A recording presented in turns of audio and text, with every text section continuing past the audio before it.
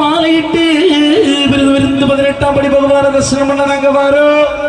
வழித்துணையா வாருமையா நீ, வழித்துணையா வாருமையா.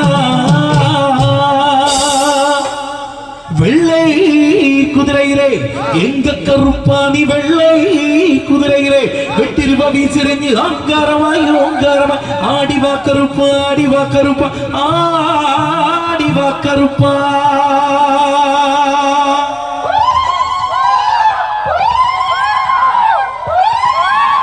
அங்கே இடி முழங்குது கருப்பசாமி தங்க கலசமின், அங்கே இடி முழங்குது